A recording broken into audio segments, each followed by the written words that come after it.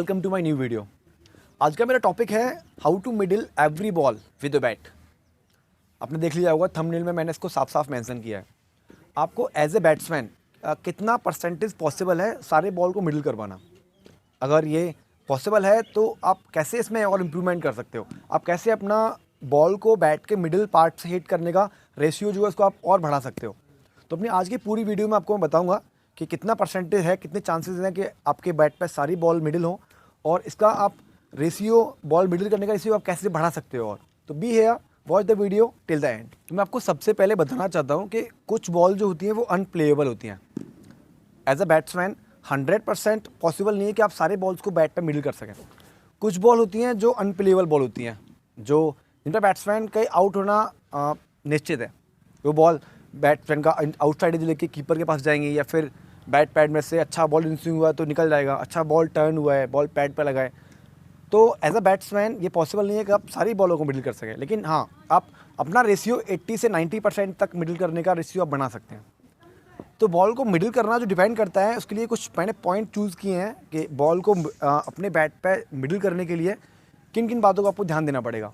मैं आपको सबसे पहले बताता हूँ कि आपको बॉल को एक्चुअली बैट पे मिडिल कहाँ करना होता है। लेकिन हाथ में एक बैट है, ये लेदर बॉल का बैट है।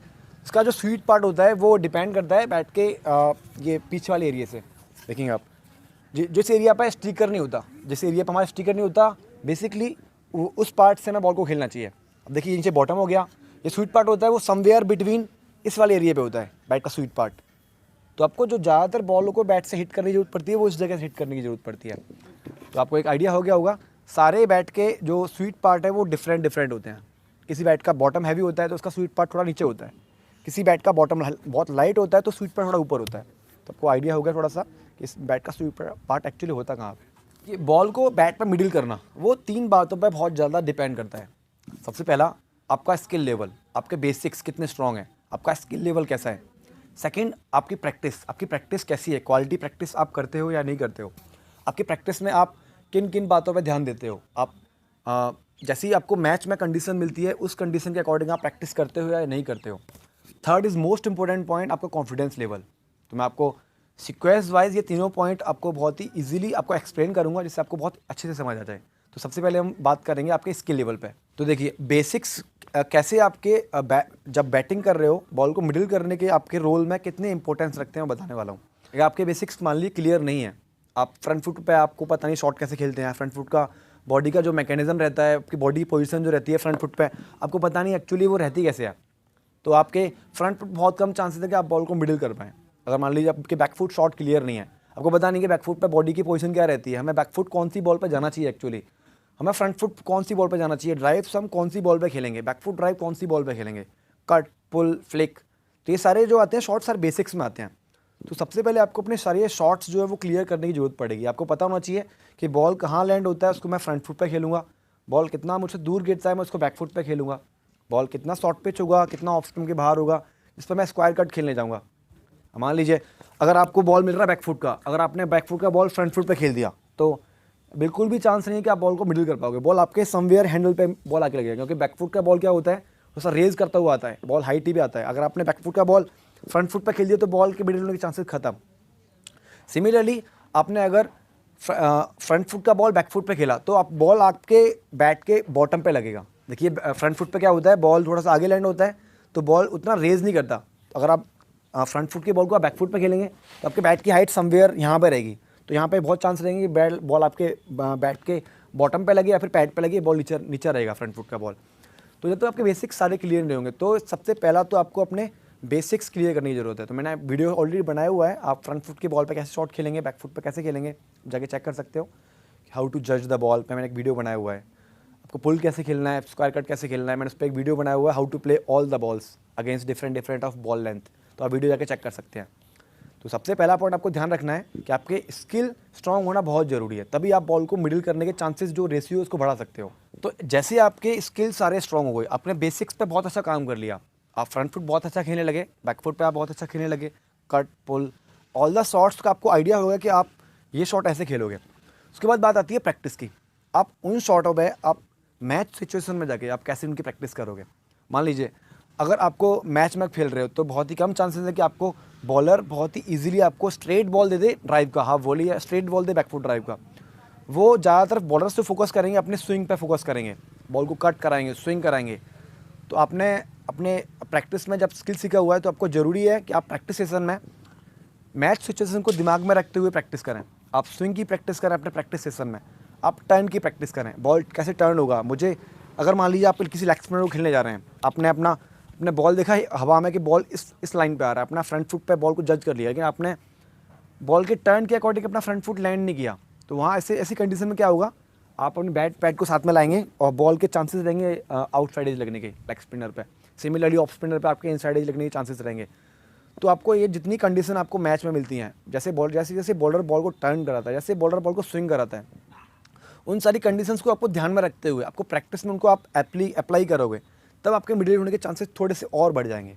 क्योंकि आपने सीधे बॉल को सादा खेलना सीख लिया है, लेकिन अभी आपको पता नहीं कि बॉल टर्न हो रहा है तो उसको कैसे बैट पे मिडिल करें, अपनी बॉडी को कैसे एडजस्ट करें। इन स्विंग बॉल के लिए हमें अपनी बॉडी में इंस्टेंटली कौन से चेंजेस करने हैं बॉडी पोजीशन में, आउट स्विंग बॉल के लिए हमें अपनी बॉडी पोजीशन में, फ्रंट फुट लैंडिंग में, फ्रंट फुट प्लेसमेंट में क्या क्या चेंजेस करने हैं। तो आपको ये सारी चीज़ें जो अपनी प्रैक्टिस में आप जब इनको आप अप्लाई करोगे तो देखोगे आपके थोड़ा सा मिडिल होने के चांसेस और ज़्यादा बढ़ रहे हैं। तो आपको ये दोनों पॉइंट पे काम करने के बाद जो थर्ड मोस्ट इंपॉर्टेंट पॉइंट है उस पर देखेंगे आप कैसे काम करेंगे। Third and most important point, confidence. ये पॉइंट आपको अपने एज ए स्पोर्ट्समैन आपके आम जिंदगी में हर जगह कॉन्फिडेंस की बहुत ज़्यादा ज़रूरत पड़ती है हर इंसान को। आप बैटिंग कर रहे हो, आपने आपकी स्किल अच्छा है, आपने प्रैक्टिस अच्छी की हुई है, लेकिन फिर भी अगर आप मैच में बैटिंग करने जा रहे हो, आपने या नेट्स में बैटिंग करने जा रहे हो, आपका फोकस होना चाहिए कि मुझे स्टार्टिंग के 5 to 6 बॉल मुझे पूरा full face of the bat से खेलना है, बॉल को पूरा मिडिल करना है। तो अगर आप क्या करोगे, अगर आपने स्टार्टिंग के 5-6 बॉल बहुत अच्छे अपने बल्ले पे लगा ली, तो आप देखो आपका कॉन्फिडेंस लेवल बहुत बिल्ड हो जाएगा। तो आपको अपना कॉन्फिडेंस लेवल खुद बिल्ड करना पड़ेगा, तभी थोड़ा सा और चांसेस बढ़ेंगे कि आप बॉल पे ज़्यादा अपने बल्ले पे लगा सकें, बैट पे लगा सकें। तो इस कंडीशन में क्या होगा, आपको बॉल पे स्टार्टिंग में ज़्यादा फोकस करने की ज़रूरत है। अगर मान लीजिए आप बैटिंग करने के स्टार्टिंग में नेट्स में, बैट में या फिर मैच में, आपने पहला बॉल खेला, बीट हो गए, दूसरा खेला, बीट हो गए, या तीसरा खेला आपका कोई एज लग गया, बॉल पैड पे लगा, तो यहाँ पे क्या होगा, आपका कॉन्फिडेंस लेवल डाउन होगा। तो फिर यहाँ पे क्या होगा, आपका फोकस करने की जो आपकी एबिलिटी है वो थोड़ी कम होती जाएगी, क्योंकि आपके दिमाग में एक पॉइंट ये भी घूमता रहेगा कि मैं बार बार बीट हो रहा हूँ, तो कहीं आउट होने के लिए मैं ज़्यादा चांसेस तो नहीं क्रिएट कर रहा अपने लिए। तो ये सब चीज़ें क्या करती हैं, आपका कॉन्फिडेंस लो करती हैं। आपको अपना कॉन्फिडेंस हाई कैसे करना पड़ेगा, आप जब गुड क्वालिटी प्रैक्टिस कर रहे हो, आपके बेसिक स्ट्रॉन्ग है, आप प्रैक्टिस अच्छी कर रहे हो, तो आपको पता है आपके पास ये दोनों वेपन्स हैं, आपके पास स्किल भी है एंड आप इन स्विंग खेल रहे हो या टर्निंग बॉल खेल रहे हो, आपने इनकी भी प्रैक्टिस की हुई है। तो आप ऑटोमेटिकली आप थोड़ा सा कॉन्फिडेंस फील करोगे, क्योंकि you are ready for that critical conditions, आप उसके लिए पहले से रेडी हो। तो थोड़ा सा कॉन्फिडेंस में आप रहोगे। अगर आप कॉन्फिडेंस में रहोगे तो आपका बॉल का मिडिल करने का जो रेशियो है थोड़ा सा बढ़ जाएगा। तो आप जब इन तीनों पॉइंटों पर अच्छे से काम कर लोगे तो आई एम 100% श्योर कि आपका बॉल को मिडिल करने का रेशियो जो है वो 80 to 90% तक इंप्रूव हो जाएगा। 100% इंप्रूव नहीं हो सकता, क्योंकि कुछ बॉल जो होती हैं वो अनप्लेएबल बॉल होती हैं, जो बॉल आती हैं विकेट लेने के लिए। तो आपको इन सारी बातों पर ध्यान रखते हुए अगर आप प्रैक्टिस करोगे तो आपका मिडिल करने का रेशियो बहुत ज़्यादा इंप्रूव हो जाएगा। आपको आज के टॉपिक को लेके अगर कोई भी आपकी क्वेरी हो, आप मुझे नीचे कमेंट सेक्शन में पूछ सकते हैं, मैं उसका आंसर वहाँ दे दूँगा। इफ़ पॉसिबल उस पर नया वीडियो बना दूँगा। और ये एक मैं मैसेज उन सबके लिए जो मुझे कमेंट सेक्शन में मुझसे बोलते हैं कमेंट में एक वीडियो बनाने के लिए, डिफरेंट वीडियो, तो इतना जल्दी पॉसिबल नहीं होता कि वीडियो आपने बोला तुरंत मैं बना दूँ। मुझे पूरा प्लानिंग करना पड़ता है, मुझे सोचना पड़ता है, क्योंकि ऐसा कुछ नहीं होता कि मेरे पास सब कुछ फीड हुआ है पहले से। मुझे पहले सोचना पड़ता है कि अगर ये वाली सिचुएशन आ गई तो कैसे वीडियो बनेगा। और कुछ कंडीशन ऐसी होती है जिन पर वीडियो नहीं बन सकता, उन पर खाली छोटा सा एक टिप होता है, वो मैं कमेंट सेक्शन में दे देता हूँ। तो अगर पॉसिबल होता है तो मैं वीडियो बना लेता हूँ, और थोड़ा टाइम लगता है, क्योंकि मैं नहीं चाहता कि मैं कुछ भी कचरा उठा के अपना यूट्यूब पे अपलोड कर दूँ। मैं चाहता हूँ कि एक पूरा क्वालिटी, जो मेरा क्वालिटी मेंटेन रहे मेरे चैनल पे सारी वीडियोज़ की। आपको आज का टॉपिक कितना अच्छा लगा, वीडियो को लाइक करके मुझे बताइए, कमेंट सेक्शन में मुझे कमेंट करके बताइए। Keep supporting me, thank you.